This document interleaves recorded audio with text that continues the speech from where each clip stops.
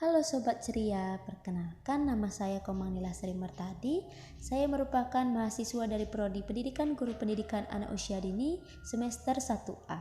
Di sini saya akan membahas materi tentang perkuliahan konsep dasar pendidikan anak usia dini. Nah, untuk materi yang pertama yaitu kelembagaan pendidikan anak usia dini, yang kedua pengaturan penyelenggaraan pendidikan anak usia dini, dan yang ketiga layanan pendidikan anak usia dini berkebutuhan khusus. Nah, untuk materi yang pertama yaitu kelembagaan pendidikan anak usia dini. Perlu kita ketahui tentang apa pengertian dari lembaga pendidikan anak usia dini ini. Ada dua definisi yang dikemukakan dari para ahli, yaitu yang pertama, pengertian lembaga pendidikan anak usia dini menurut Mas Milan dalam Saharudin, dan yang kedua, pengertian lembaga pendidikan anak usia dini menurut Hendro Puspito.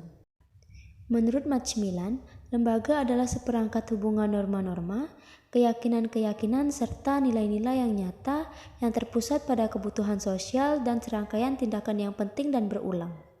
Nah, menurut Hendro Puspito, menyebutkan bahwa institusi merupakan suatu bentuk organisasi yang secara tetap tersusun dari pola-pola kelakuan, peranan-peranan, dan relasi sebagai cara yang mengikat guna tercapainya kebutuhan-kebutuhan sosial dasar. Jadi dari kedua definisi tersebut dapat disimpulkan bahwa lembaga merupakan institusi yang di dalamnya terdapat aturan-aturan, pola-pola tingkah laku yang berdasarkan pada norma-norma yang ada dan bersifat mengikat untuk mencapai tujuan bersama yang bernilai sosial. Nah, untuk yang kedua ada satuan pendidikan dalam anak usia dini.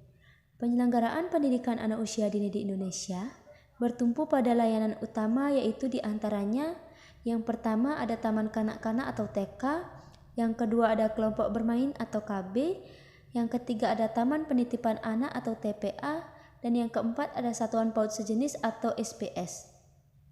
Nah, untuk yang pertama yaitu taman kanak-kanak. Taman kanak-kanak merupakan salah satu bentuk satuan pendidikan anak usia dini pada jalur pendidikan formal yang menyelenggarakan program pendidikan bagi anak usia 4 hingga 6 tahun. Untuk yang kedua ada kelompok bermain atau KB. Kelompok bermain ini adalah salah satu bentuk satuan pendidikan anak usia dini pada jalur non-formal yang menyelenggarakan program pendidikan sekaligus program kesejahteraan bagi anak usia 2 sampai dengan 4 tahun. Untuk yang ketiga ada Taman Penitipan Anak atau TPA. Taman Penitipan Anak merupakan wahana pendidikan dan pembinaan kesejahteraan anak yang berfungsi sebagai pengganti keluarga untuk jangka waktu tertentu, semisal karena orang tua sedang bekerja atau memiliki kesibukan lainnya.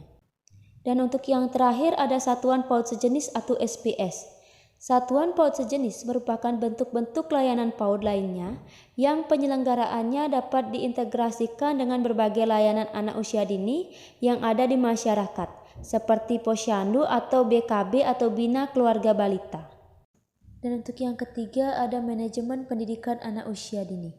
Secara umum, manajemen memiliki 4 fungsi, yaitu diantaranya yang pertama perencanaan, yang kedua pengorganisasian, yang ketiga kepemimpinan, dan yang keempat pengawasan. Nah, untuk yang pertama yaitu perencanaan. Perencanaan ini merupakan pemikiran atau gagasan mengenai tindakan yang akan dilakukan untuk mencapai tujuan. Nah, untuk yang kedua yaitu pengorganisasian. Pengorganisasian ini merupakan pembagian tugas secara profesional sesuai dengan kemampuan masing-masing sumber dalam menjalankan tugasnya. Yang ketiga yaitu kepemimpinan. Pemimpin ini memiliki tugas utama mengantar seluruh komponen di dalam lembaga untuk meraih tujuan bersama. Dan yang keempat yaitu pengawasan. Pengawasan ini merupakan upaya kontrol terhadap semua komponen kelembagaan PAUD dalam merealisasikan program-program pembelajaran. Nah, untuk materi yang kedua yaitu pengaturan penyelenggaraan pendidikan anak usia dini. Adapun landasan dalam penyelenggaraan pendidikan anak usia dini yaitu yang pertama landasan yuridis, yang kedua landasan filosofis, yang ketiga landasan psikologis, yang keempat landasan keilmuan, yang kelima landasan empiris, dan yang keenam landasan sosiologis. Nah, untuk landasan yang pertama yaitu landasan yuridis. Landasan yuridis ini merupakan landasan hukum yang dijadikan pijakan dalam penyelenggaraan pendidikan anak usia dini. Yang menjadi landasan yuridis ini yaitu Undang-Undang Nomor 20 Tahun 2003 tentang Sistem Pendidikan Nasional, Undang-Undang Nomor 32 Tahun 2002 tentang Perlindungan Anak, Peraturan Pemerintah Republik Indonesia, Nomor 19 Tahun 2005 tentang Standar Nasional Pendidikan dan Permendiknas, dan Nomor 58 Tahun 2009 tentang Standar Pendidikan Anak Usia Dini. Selain itu, pada Undang-Undang Nomor 20 Tahun 2003 Pasal 1-14 disebutkan bahwa pendidikan anak usia dini merupakan suatu upaya pembinaan yang ditunjukkan kepada anak sejak lahir sampai dengan usia 6 tahun yang dilakukan melalui pemberian rangsangan pendidikan untuk membantu pertumbuhan dan perkembangan jasmani dan rohani agar anak memiliki kesiapan dalam memasuki pendidikan lebih lanjut. Sedangkan untuk Undang-Undang Nomor 23 Tahun 2002 Pasal 9 Ayat 1 dijelaskan bahwa setiap anak berhak mendapat pendidikan dan pengajaran dalam rangka pengembangan pribadinya dan tingkat kecerdasannya sesuai dengan minat dan bakatnya. Adapun di dalam Peraturan Pemerintah Republik Indonesia Nomor 19 Tahun 2005 dinyatakan bahwa standar pendidikan anak usia dini terdiri atas 4 kelompok, yaitu yang pertama, standar tingkat pencapaian perkembangan, yang kedua, standar pendidikan dan tenaga kependidikan, yang ketiga, standar isi, proses dan penilaian, dan yang keempat, standar sarana dan prasarana, pengelolaan dan pembiayaan. Selanjutnya, Peraturan Menteri Pendidikan Nasional Nomor 58 Tahun 2007 disebutkan mengenai tingkat pencapaian perkembangan disusun berdasarkan kelompok usia anak, mulai dari 0 sampai dengan 2 tahun, 2 tahun sampai dengan 4 tahun, dan umur 4 tahun sampai dengan 6 tahun. Untuk landasan yang kedua yaitu landasan filosofis. Landasan filosofis ialah landasan yang berkaitan dengan hakikat pendidikan anak usia dini. Yang ketiga yaitu landasan psikologis. Landasan psikologis merupakan landasan yang berpandangan bahwa anak usia dini memiliki berbagai keunikan atau karakteristik yang khas. Yang keempat ada landasan keilmuan.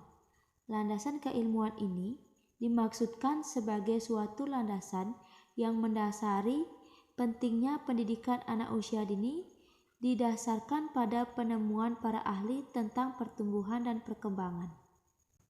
Untuk landasan yang kelima yaitu ada landasan empiris.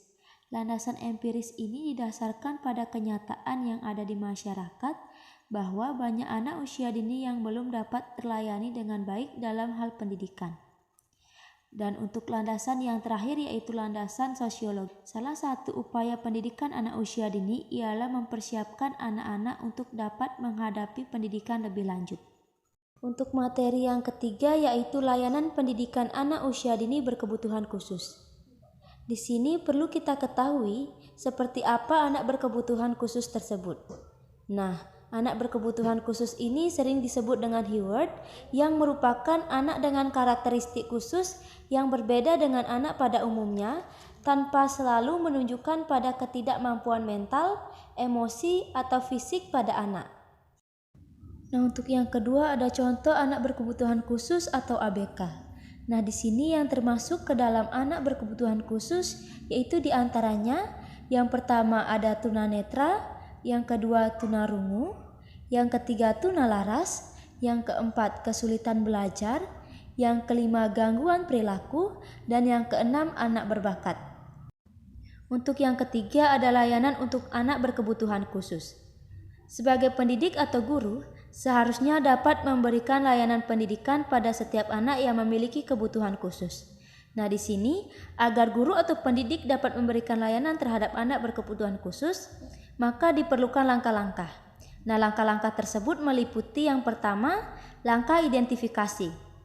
Nah, langkah identifikasi ini merupakan usaha untuk mengenali atau menumbuhkan anak berkebutuhan khusus sesuai dengan ciri-ciri yang ada dengan mengenali kondisi dan perkembangan anak melalui kegiatan sehari-hari.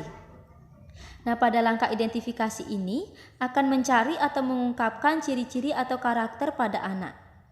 Ciri-ciri atau karakter pada anak itu diantaranya meliputi yang pertama kondisi fisik, yang kedua kemampuan intelektual, yang ketiga kemampuan komunikasi, dan yang keempat sosial emosional.